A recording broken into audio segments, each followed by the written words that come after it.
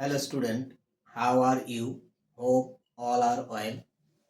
তো সামনে আমাদের WB, SSC, গ্রুপ সি এবং গ্রুপ ডির পরীক্ষা অনুষ্ঠিত হতে চলেছে। তো সেই পরীক্ষার কথা মাথায় রেখে আমি আজকে তোমাদের জন্য কিছু গুরুত্বপূর্ণ সাজেস্টিভ ম্যাথের কোশ্চেন নিয়ে চলে এসেছি, তো যেগুলো পরীক্ষায় আসার মতো।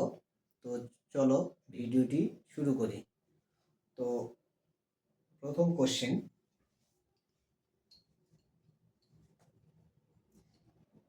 গড় সংক্রান্ত একটি কোশ্চেন। একজন ব্যাটসম্যান 17তম ইনিংসে 87 রান করেন এবং এর ফলে গড় রান 3 বৃদ্ধি পায়। 17তম ইনিংসের পর তার গড় রান কত হবে নির্ণয় করো। তো এক্ষেত্রে 17তম ইনিংসে 87 রান করে, তাহলে 16তম ইনিংসে আমরা যদি গড় রান 16তম ইনিংসে যদি আমরা গড় এক্স ধরে নেই, তাহলে 17তম ইনিংসে কত হবে? 17তম ইনিংসে গড় রান হবে, গড় রান 3 বাড়বে, তাহলে এক্স প্লাস 3 হবে। এবার তাহলে 17তম ইনিংসে মোট রান করেছে কত? 17তম ইনিংসে রান করেছে 87। তাহলে আমরা 16তম ইনিংসের পরে এক্ষেত্রে মোট রান কত হবে? এক্ষেত্রে মোট রান কত হবে গুণ করতে হবে। তাহলে 16x, এক্ষেত্রে মোট রান কত হবে? তো 17 দিয়ে এটাকে গুণ করবো, তাহলে 17 ইন্টু এক্স প্লাস 3। তাহলে আমাদের শর্তটা কি হবে? শর্ত হবে এই দুটো ডিফারেন্স ইকুয়াল টু 87 রান, মানে 17তম ইনিংসের রান হবে। তাহলে 17 into x plus 3 minus 16x equal to কত? 87। তো এটা আমরা যদি সলভ করি, তো গুণ করলে 17x মাইনাস 16x, তাহলে একবারে x, আর 17 দিয়ে 3কে গুণ করলে 3 17 51 ইকুয়াল টু 87। তো এখান থেকে এটা সলভ করলে কি পাবো? x ইকুয়াল টু 87 থেকে 51 বাদ যাবে, তাহলে 51 বাদ গেলে 6, আর এটা হচ্ছে 3। তাহলে x এর মান কত হলো? x এর মান হলো আমাদের 36। এবার কোশ্চেনে জিজ্ঞাসা করা আছে 17তম ইনিংসের পর গড় রান কত। তো 17তম ইনিংসে গড় রান কত হয়েছিল? x plus 3। তাহলে 17তম ইনিংসে আমাদের গড় রান হবে, তাহলে 17তম ইনিংসে গড় রান কত হবে? x এর সঙ্গে 3 যোগ হবে, তাহলে x প্লাস 3, তাহলে 36 আর 3 39। তাহলে সঠিক আনসার আমাদের গড় রান 39। তো এক্ষেত্রে সঠিক আনসারটা হলো অপশন এ। এই হচ্ছে আমাদের কারেক্ট আনসার। তো গড় সংক্রান্ত আরেকটি গুরুত্বপূর্ণ অঙ্ক, শিক্ষকের ওজনকেও অন্তর্ভুক্ত করা হলে 24 জন শিক্ষার্থীর একটি দলের গড় ওজন 2 কেজি বৃদ্ধি পায়। 24 জন শিক্ষার্থীর প্রাথমিক গড় ওজন 30 কেজি হলে শিক্ষকের ওজন কত?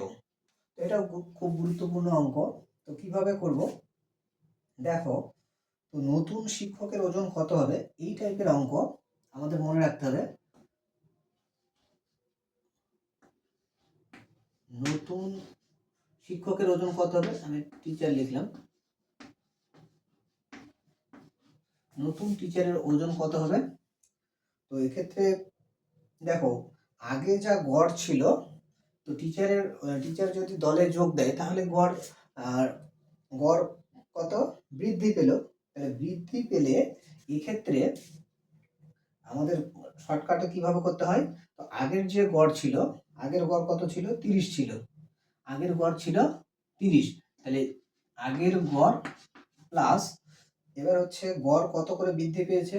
2 করে বৃদ্ধি পেয়েছে।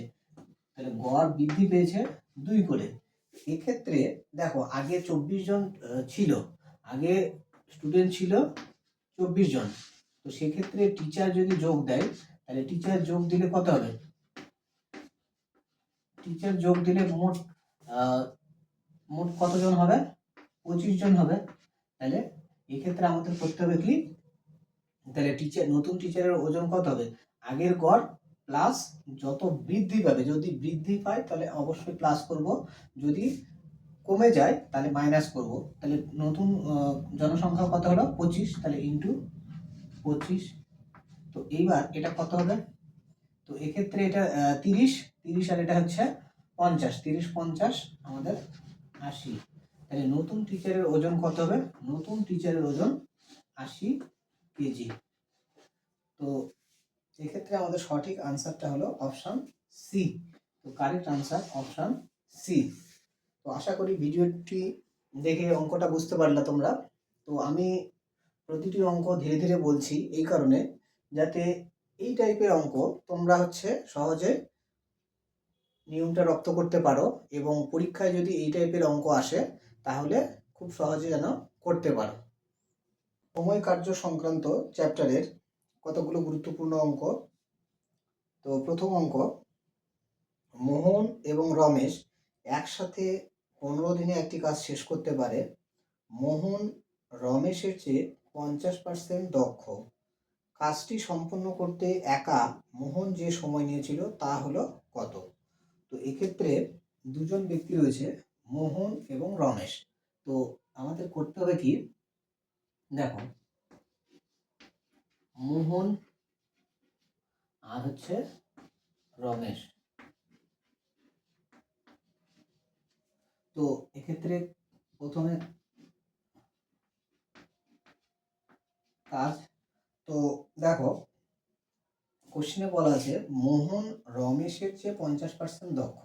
তো রমেশ যদি এক্ষেত্রে 100 একক কাজ করে, তাহলে মোহন 50% বেশি, তাহলে মোহন কত কাজ করবে? 150 ইউনিট কাজ করবে। ঠিক আছে। তো এক্ষেত্রে আমরা 50 দিয়ে কাটলে 2, 50 দিয়ে কাটলে 3। এবার কাজের অনুপাত কত হলো? কাজের অনুপাত 2:3। তো সময়ের অনুপাতটা এক্ষেত্রে টাইমের অনুপাতটা আমাদের সবসময় ব্যস্ত হয়। তো ব্যস্ত করলে কত হচ্ছে? 2:3, 2:3। এবার আমাদের কি বলা আছে, এক্ষেত্রে আমরা ধরে নেব x ধরে করব। তাহলে এক্ষেত্রে আমরা ধরে নেব যে মোহন ওই কাজটি 2x দিনে করে, আর রমেশ কাজটি 3x দিনে করে। হলো। এইবার কোশ্চেনে বলা আছে দুজনে মিলে কত দিনে করে? দুজনে মিলে 15 দিনে করে। তাহলে দুজনে মিলে 15 দিনে যদি করে, তাহলে আমরা শর্তটা কি লিখতে পারি? শর্তটা এরকম ভাবে লিখতে পারি, দেখো।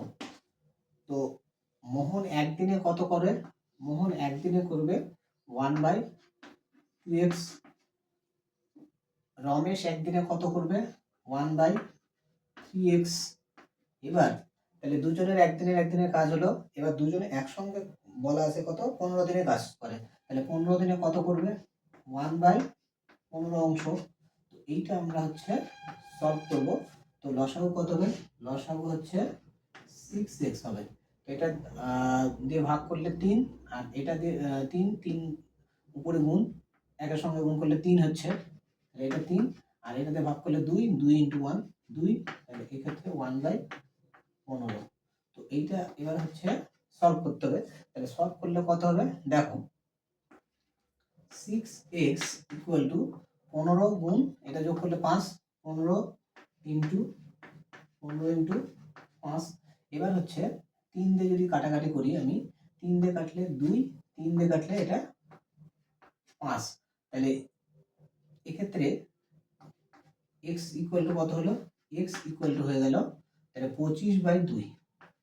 25/2 x এর মান পেলাম 25/2। এবার আমাদের হচ্ছে জিজ্ঞাসা করেছিল মোহন কত দিনে কাজ করবে। তো মোহনের প্রয়োজনীয় সময় কত ছিল? মোহন হচ্ছে 2x দিনে কাজ করেছিল, তাহলে 2x এর মান কত হবে?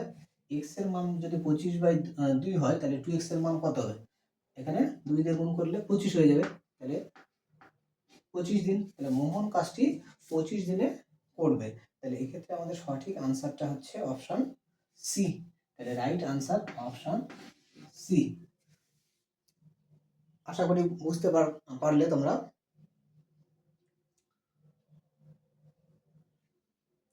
তো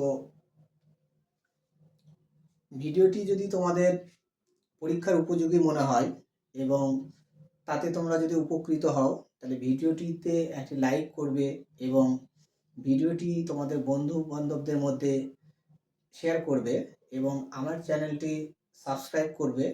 এটা তোমাদের কাছে আমার একান্ত অনুরোধ।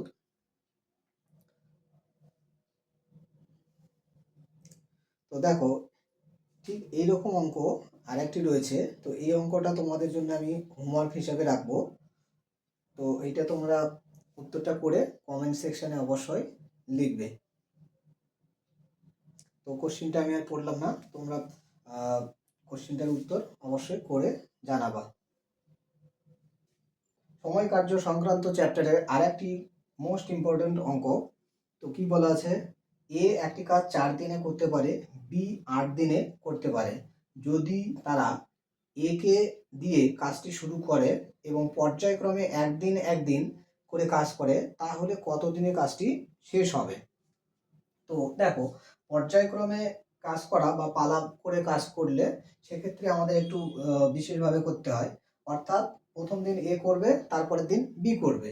তাহলে এ আর B A R B A R B A R B 2 দিনে কতখানি করবে।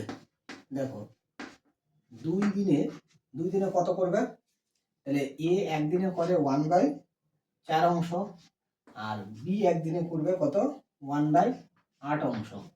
ঠিক আছে, এবার এটা যোগ করলে কত হবে। দেখো, যোগ করলে 8 লসাগু হচ্ছে, তো 4 দিয়ে ভাগ করলে 2 আর এটা 1, তাহলে এখানে 2 আর 1 3, 3/8 অংশ কাজ। তাহলে এ আর বি দুদিনে 3/8 অংশ কাজ করবে। এবার এক্ষেত্রে পর্যায়ক্রমিক যে অঙ্কগুলো থাকবে, এক্ষেত্রে আমি তোমাদের বলে দিচ্ছি কি করবা। তো সব সময় আমাদের মোট কাজ এক অংশ কাজ থেকে, দেখো এই যে প্রথমে কাজটা শুরু করবে তার অংশটা বাদ দিয়ে নেব। তাহলে বাদ দিয়ে নিলে কত হবে 1/4, তাহলে মাইনাস করলে এটা কত হবে 3/4। তাহলে এই ক্ষেত্রে দেখো, ভগ্নাংশে এখানে যে রেজাল্ট আসলো 3/8 আর এখানে কত আসছে 3/4। তো এটার উপর নিচে যদি আমরা 2 দিয়ে গুণ করি, 2 দিয়ে গুণ করলে কত হবে 6/8। তা কত দিয়ে গুণ করলাম, এখানে গুণ করলাম, এখানে আমরা হচ্ছে উপরে 2 দিয়ে গুণ করলাম, নিচে হচ্ছে 2 দিয়ে গুণ করলাম। তাহলে এই যে 2 দিয়ে গুণ করলাম, তাহলে এক্ষেত্রেও আমরা করব কি, এক্ষেত্রেও আমরা হচ্ছে এই জায়গাতে আমরা হচ্ছে 2 দিয়ে গুণ করব। তাহলে 2 গুণ 2, তাহলে এই যে কাজটা, এক্ষেত্রে এই কাজটাকেও আমাদের সেক্ষেত্রে 2 দিয়ে গুণ করতে হবে। তাহলে 2 × 3/8, এইটা এতদিন। তাহলে এক্ষেত্রে এটা কত হবে, এটা হয়ে যাচ্ছে 6/8। তাহলে এখানে 2 গুণ 2 কত হয়, এটা হচ্ছে 4 দিন অ্যাকচুয়ালি। তো 4 দিনে কতখানি কাজ করছে, 4 দিনে হচ্ছে 6/8 অংশ কাজ করছে। এবার যে বাকি কাজটা থাকবে, বাকি কাজটা দেখো, কাজ তো 4 দিনে এতখানি হয়ে যাবে। তো এই কাজটাকে যদি এক অংশ থেকে বিয়োগ করা হয়, তাহলে বাকি কাজটা হচ্ছে কত হবে 1/4, মানে এই যে 1/4 যে বিয়োগ করে নিয়েছিলাম, এই কাজটা কিন্তু বাকি হিসাবে থেকে যাবে। আর ওই কাজটা কে করবে, ওই কাজটা হচ্ছে প্রথমে এ করবে, ওই কাজটা কে করবে এ করবে। তাহলে এ হচ্ছে একদিনে ওই কাজটা, বাকি কাজটা শেষ করবে। তাহলে মিলিতভাবে 4 দিন করলো, 4 দিনে 6/8 অংশ কাজ করবে। আর বাকি কাজটা হচ্ছে এ করবে, বাকি কাজটা এ করবে। তাহলে এ হচ্ছে একদিনে কতখানি করবে, এ একদিনে করবে, এ একদিনে বাকি কাজটা করবে, বাকিটা করবে, বাকি কাজ করবে। তো বাকি কাজ করবে, তাহলে মোট সময় কত লাগবে। তাহলে দুজন মিলে হচ্ছে 4 দিন করছে, আর এ হচ্ছে একা 1 দিন করছে। তাহলে মোট টোটাল টাইম কত লাগবে, টোটাল টাইম তাহলে হচ্ছে 4 + 1, তাহলে এক্ষেত্রে 5 দিন। তো 5 দিনে কাজটা শেষ হবে। তাহলে এক্ষেত্রে আমাদের সঠিক আনসার হচ্ছে অপশন ডি। তো এই অঙ্কটা আমি একদম ডিটেলস বলে দিলাম, তোমরা অবশ্যই এই টেকনিক অ্যাপ্লাই করে অঙ্কটা করবে, কোনোদিন ভুল হবে না। তো প্রথমে এ বি একদিন দুদিনে কত কাজ করবে, তারপরে সবসময় এক অংশ থেকে এর প্রথমে যে কাজ করবে সেই কাজটা বাদ দিয়ে নিব। বাদ দিয়ে নিয়ে যে অংশটা হলো, সেক্ষেত্রে আমরা একটা সংখ্যা দিয়ে হরটাকে 8 বানানোর জন্য যে সংখ্যা দিয়ে গুণ করব, এখানেও সেটাতে গুণ করব। গুণ করার পরে যে রেজাল্টটা হলো, এবার হচ্ছে বাকি কাজ ডেফিনেটলি 1/4 অংশ পড়ে থাকবে।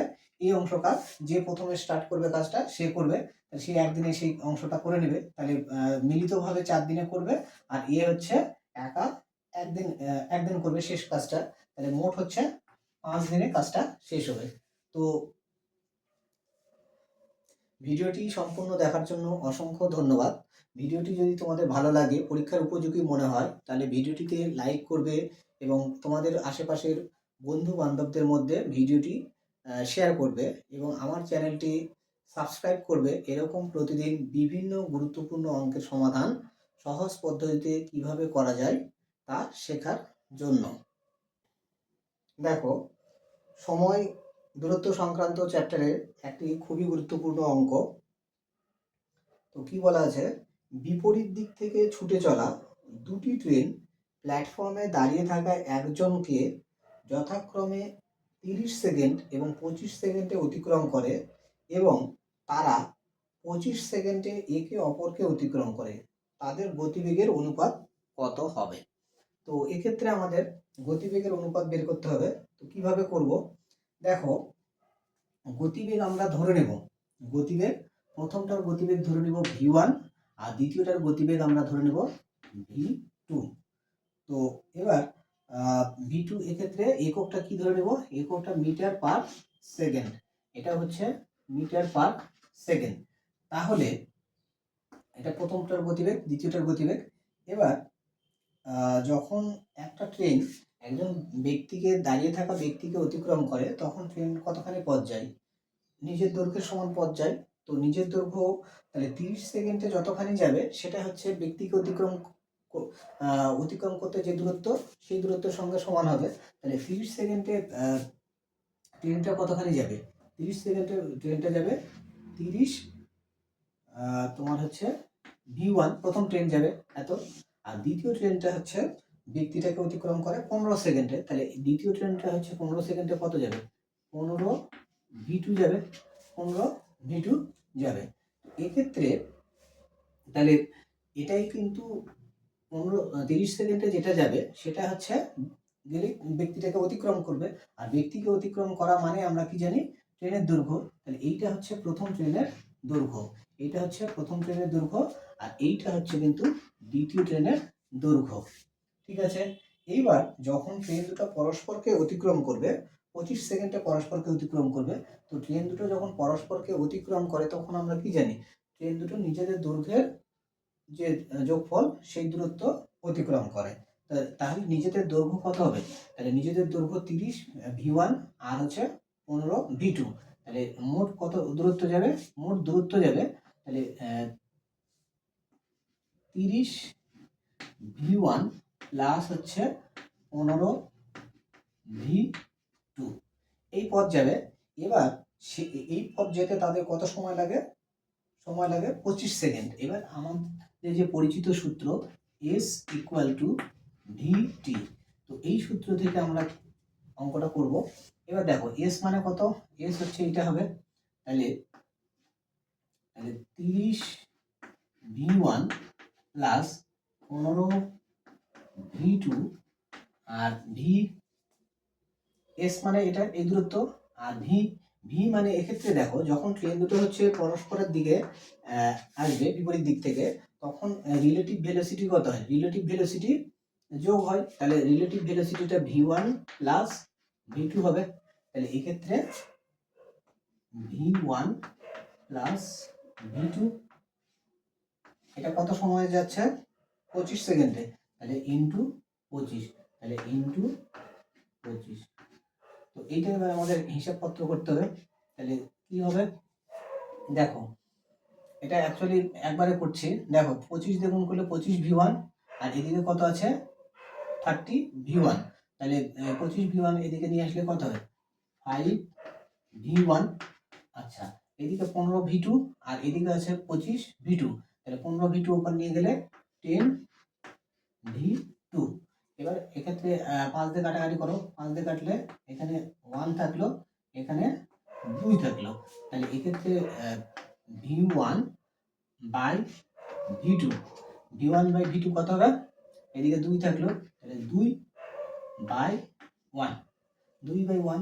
তাহলে এক্ষেত্রে 2:1। তাহলে ট্রেনটির গতিবেগ কত হবে, ট্রেনটির গতিবেগ হবে 2:1। তাহলে ট্রেনটির গতিবেগ না, দুটি ট্রেনের হচ্ছে গতিবেগের অনুপাত 2:1। তাহলে এই ক্ষেত্রে আমাদের সঠিক আনসার হলো অপশন নাম্বার এ। তো আশা করি অঙ্কটি তোমাদের আমি সহজ পদ্ধতিতে বোঝাতে পারলাম। তো ভিডিওটি দেখে যদি তোমাদের উপকারে আসে, পরীক্ষার উপযোগী মনে হয়, তো ভিডিওটিতে একটি লাইক করবে এবং তোমাদের পরিচিত বন্ধু বান্ধবদের মধ্যে ভিডিওটি শেয়ার করবে, এই অনুরোধ তোমাদের কাছে রইল। এবং আমার চ্যানেলটি সাবস্ক্রাইব করবে এবং বেল বাটনটি প্রেস করে রাখবে। এরকম প্রতিদিন বিভিন্ন গুরুত্বপূর্ণ অঙ্ক যেগুলো সরকারি পরীক্ষায় বারে বারে আসে, সেই অঙ্কগুলো অতি সহজে কিভাবে সহজে করা যায় তা শেখার জন্য। ধন্যবাদ।